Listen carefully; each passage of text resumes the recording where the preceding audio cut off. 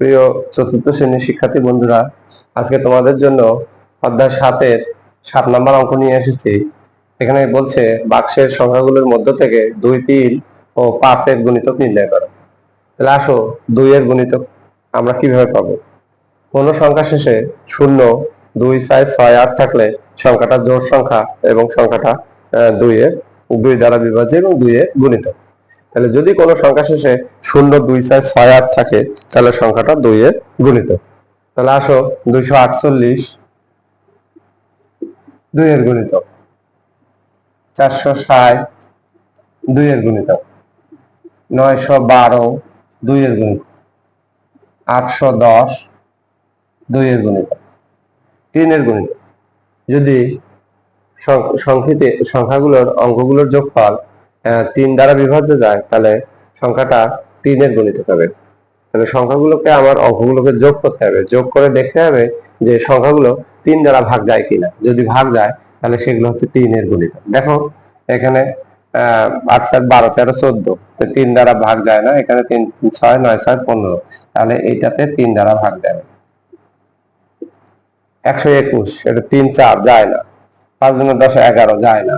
10 তাহলে এখানে হচ্ছে কত 9, 10, 11, 12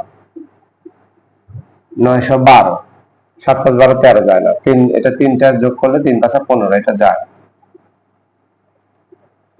তারপরে এটা হচ্ছে 8 আর 1 যোগ করলে 9 810। তারপর 10 15 951 যাবে। 9, 5, 14 15 4 7 7, 7, 14 যায় না। আচ্ছা, এবার আছে 5 এর গুণিতক। কোন সংখ্যা শেষে 0 অথবা 5 থাকলে সংখ্যাটা 5 দ্বারা বিভাজ্য এবং 5 এর গুণিতক। তাহলে 0 এবং 5 তাহলে 515 460 555 810 725। আসো আমরা আবার 2 এর গুণিতক কিভাবে হলো লক্ষ্য করি। কোন সংখ্যা শেষে যদি 0, 2, 4, 6, 8 থাকে তাহলে সংখ্যাটা জোড় সংখ্যা এবং সংখ্যাটা 2 এর গুণিতক।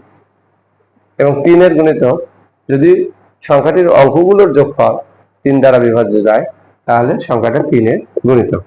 আর 5 এর গুণিতক সংখ্যাটার একক স্থানে যদি 0 অথবা 5 থাকে তাহলে সংখ্যাটা 5 এর গুণিতক। তাহলে আজকে আমরা 7 নম্বর অঙ্ক করলাম। এর পরবর্তীতে আমরা 8 নম্বর অঙ্ক নিয়ে আসবো। ধন্যবাদ সবাই।